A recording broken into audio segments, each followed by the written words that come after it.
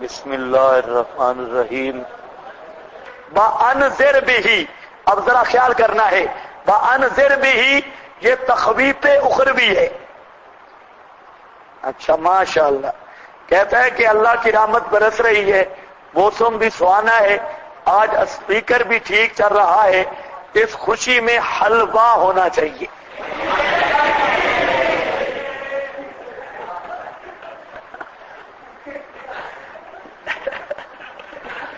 ماشاءاللہ. ہاں اس حلوے کے لیے دعا کرو. لیکن حلوہ کھانے والی قوم تھی وہ غلط جاتی ہے. بنی اسرائیل کو حلوہ ملا تھا تو انہوں نے سارا کام خراب کیا تھا. وَأَنذِرْ بِهِ اور ڈرا بِهِ بالقرآن. یہ نیچے نام نہیں لکھا، آئندہ بے نصب پرچی میں نہیں پڑھوں گا. نیچے نام لکھو پھر پرچی بھیجو. اگر یہ نیچے نام لکھتا تو ابھی میں اس کو پیسے دے دیتا اور حلوہ آپ کے لیے تیار ہوتا. اب اس نے نام لکھا نہیں، اب اس نے نام لکھا نہیں تو اب مسئلہ بنا ہے. ہاں بھائی. وَأَنذِرْ بِهِ اور ڈرا بِهِ ساتھ اس کے، کس کے؟ کس کے؟ اور یہ ضمیر کا مرجع سمجھو بزرگوں. انذر بِهِ ڈرا ساتھ اس کے، کس کے؟ دلیل ما یوحا سے سمجھا جا رہا ہے، ما یوحا سے. یہ اسی لیے مفسرین تقریباً متفق ہیں کہ یہاں ہی ضمیر کا مرجع کیا ہے؟ بالقرآن. قرآن ہے. انذر بِهِ ڈرا ان کو ساتھ قرآن کے. نبی کا تبلیغی نصاب کون سا ہے؟ اونچے بولو کون سا ہے؟ پیچھے بھی پڑھا ہے یہی کہ پیغمبر کریم علیہ السلام کو حکم ہے ڈرا ساتھ قرآن کے. اور بھی پڑھو گے ذکر بالقرآن. نبی کے خطبات بھی کیا ہے؟ کون سی کتاب ہے؟ ذکر بالقرآن من یخاف وعید. اور نبی کی تعلیم والی کتاب جو علمہم الکتاب والحکمہ، وہ بھی کون سی کتاب ہے؟ قرآن. نبی کا تبلیغی نصاب بھی قرآن، نبی کا تعلیمی نصاب بھی قرآن، اور نبی کا خطبات والا نصاب بھی قرآن. سمجھ آئیے بات. بس ہم اتنا کہتے ہیں، ہم کسی کو برا نہیں کہتے، ہم صرف یہ کہتے ہیں کہ پیغمبر کے طریقہ ہے کہ قرآن بیان کرو. انذر بِهِ امت کی اصلاح ہوگی قرآن کے ذریعے، قرآن سے ہٹ کر اصلاح ممکن نہیں. انذر بِهِ انذر بِهِ ڈرا تو بِهِ ساتھ قرآن کے الذین یخافون ان کو جو ڈرتے ہیں ان یحشروا یہ کہ جمع کیے جائیں گے الی ربہم طرف اپنے رب کے. لیس لہم من دونہ نہیں ہوگا واسطے ان کے سوائے اللہ کے ولی کوئی حمایتی ولا شفیع اور نہ کوئی شفیع قہری. لعلہم یتقون تاکہ وہ بچتے ہوں، بچ جاتے ہوں. یتقون تاکہ وہ بچ جاتے ہوں. سمجھ آ گئی آپ کو بات؟ یہاں پر اشکال ہے. انذر بِهِ وہاں پر آیا انذرکم ومن بلغ، پیچھے پڑھا ہے نا انذرکم بِهِ ومن بلغ، یہ پڑھا ہے. تو جہاں پر کیا آیا؟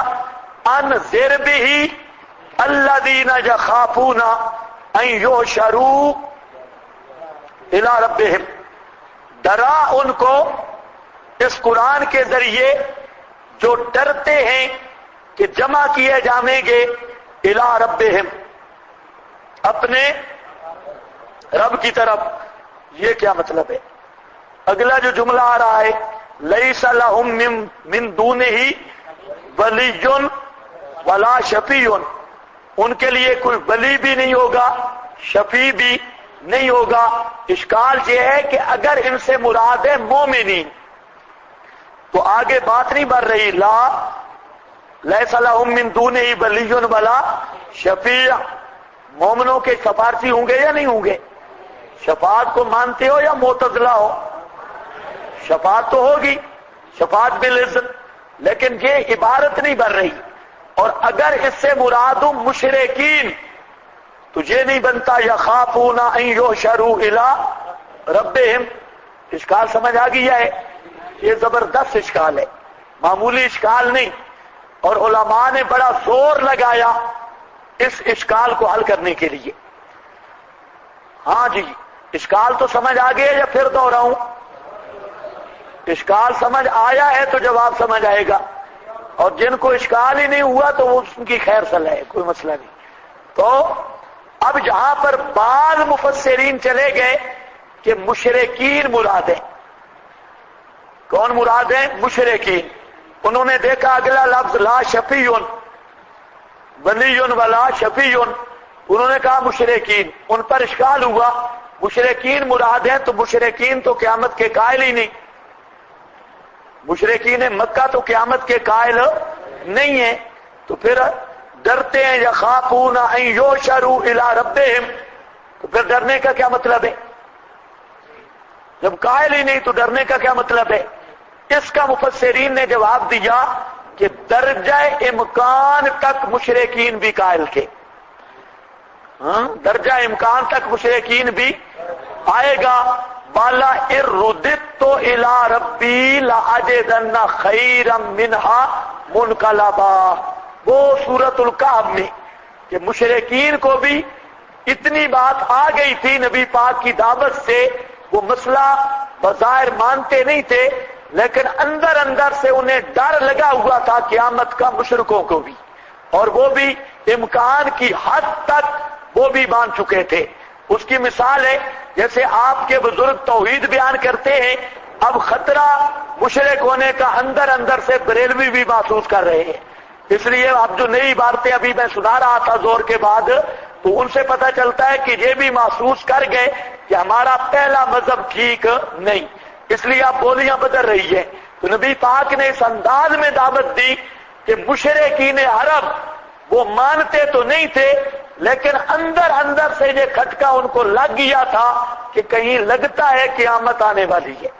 یہ جو اتنے دلائل ہیں، یہ جو کئی بزرگ جہاں بھی بیٹھے ہوں گے نا جو قسم اٹھا کے آئے ہیں کہ ہم نے سننا ہے ماننا نہیں ہے، تو وہ بھی کبھی کبھی جب کمرے میں جاتے ہوں گے یا ادھر ادھر اگر خوف خدا کچھ آتا ہوگا وہ سوچتے تھے ہوں گے یار ہے تو قرآن ہے، دلائل تو ٹھیک ہے، یہ نہیں ہو سکتا کہ نہ سوچتے ہوں، ہے بات تو ٹھیک ہے تو قرآن. کچھ سمجھ آئیے بات، ہے تو قرآن. خیر ہے، ڈرو نہیں، ادھر کوئی مر بھی گیا شہید ہوگا. ہاں بھائی، آپ نے بمبوں میزائلوں سے ٹکرانا ہے اور بادل کی گرج سے ڈر رہے ہیں. ادھر تو اللہ کی رحمت آئے گی انشاءاللہ، ادھر اللہ کا عذاب نہیں آتا. ہاں تو قرآن رحمت ہے، قرآن کی مجلس بھی رحمت ہے. اچھا جی، میں یہ عرض کر رہا ہوں کہ ان کو بھی اندر اندر سے کھٹکا لگ چکا تھا. کیا سمجھ رہے ہو؟ اس لیے اس تقریر پر اشکال اٹھ گیا. وہ جو تقریر تھی مفسرین نے اس کی طرف اشارہ کیا، میں نے پوری وضاحت کر دی. کہنا یہ چاہتے ہیں، بعض مفسرین کہتے ہیں کہ یہاں سے مراد ہے مومنین، یہاں سے مراد کیا ہے، اور آگے جو ہے ولیٌ ولا شفیع، یہ ہے یہ مشرکین کے مزعومہ ولی اور مزعومہ شفیع کی نفی ہے. ان کا مضمون کے ذام تھا شفاعت کاریہ کہ یہ اللہ سے کروا دیں گے یا ہمارے کارساز بنیں گے، قیامت کو امداد کریں گے. اللہ نے جو مشرکوں کے ذہن میں ایک شفاعت کا نظریہ تھا اور ایک ولایت کا نظریہ تھا، نفی کی اس نظریے کی، مشرکین کے مزعومہ نظریے کی، اور بات کس کی ہے؟ یخافون میں مومنین کی، لہذا اس پر کوئی اشکال نہیں ہے. اتنی بات سمجھ گئے؟ آپ کے حاشیے پہ کیا لکھا ہے؟ کوئی لکھی ہے بات؟ کوئی بھی نہیں لکھی. تھوڑا سا ایک جملہ لکھ لو، یہاں پر من دون ہی کے اوپر لکھ لو اعتقادن یا احتمالن، بس اعتقادن یا احتمالن دونوں توجیہ آ جائیں گی. یا تو عقیدہ رکھتے تھے آخرت کا، یا احتمال کے درجے میں اعتقادن، یا اگر مومن مراد ہوں تو مومن کا تو عقیدہ ہے آخرت پر، اور اگر مشرک مراد ہوں تو کم از کم احتمال کے درجے میں وہ بھی آخرت کو مانتے تھے۔ یہ بات سمجھ آ گئی ہے؟ بولو بزرگوں، لعلہم یتقون ولا تطرد الذین یدعون ربہم، زجر ہے ولا تطرد الذین یدعون ربہم، ذرا خیال کرنی ہے، عظمت صحابہ آ گئی ہے۔ لا تطرد الذین یدعون ربہم، آگے مشرک بڑے بڑے چودھری نبی پاک صلی اللہ علیہ وسلم کی خدمت میں آ کر کہنے لگے کہ ہم آپ کا واز تو سنتے، لیکن انہوں نے کہا کہ ہم تب سنیں گے کہ یہ بلال، خبیب اور یہ اس قسم کے جو غریب غربا ہیں، بات سمجھو، مولویوں کی بھی اصلاح کی بات ہے، مکہ کے مشرک آئے اور انہوں نے یہ درخواست کی کہ آپ اپنی مجلس سے یہ غریب غریب لوگوں کو اٹھا دیں، کہیں بلال بیٹھا ہوتا ہے، کہیں صہیب ہے، کہیں کچھ، ان کے کپڑے بھی ٹھیک نہیں، اور ہم ان کے ساتھ اگر بیٹھیں تو ہم بڑے لوگ ہیں اور یہ چھوٹے طبقے کے لوگ ہیں، اس لیے ہمارا توہین ہوگی اور یہ ہماری مجلس کے لوگ نہیں ہیں، اگر آپ ان کو اٹھا دینا ہم آپ کا بات سنیں گے۔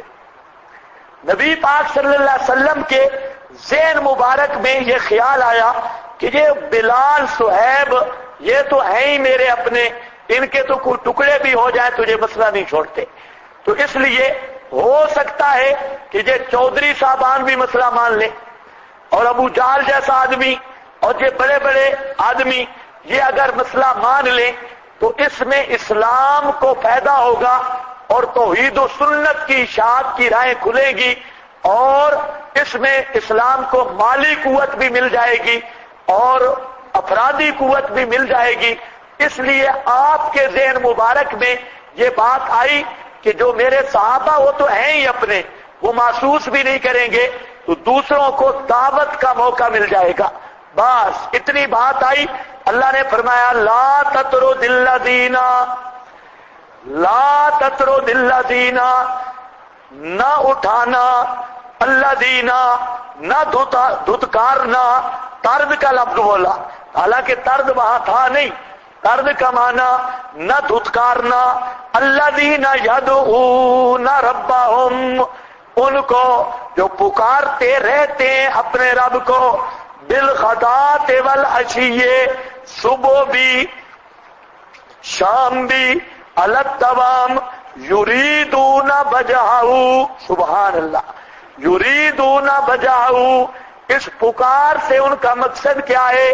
وجہہ، وہ چاہتے ہیں رضا اس اللہ کی، وجہہ، یبتغون فضلا من اللہ ورضوانا، ما علیک، نہیں ہے اوپر تیرے، من حسابہم من شیء، کچھ بھی حساب سے، مراد ہے جزاؤہم، ان کی جزا سے یا باطن کی تفتیش سے، من شیء، کوئی چیز، وما من حسابک، اور نہیں ہے تیرے حساب، جزا اور رزق سے، علیہم، ان کے ذمہ، من شیء، کوئی چیز۔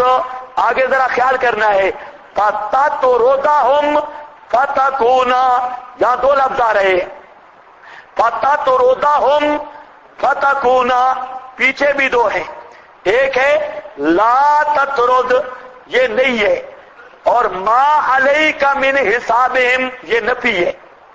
آیت کو سمجھو، لا تطرد میں کیا ہے؟ نہیں، اور ما علیک من حسابہم میں کیا ہے؟ نفی۔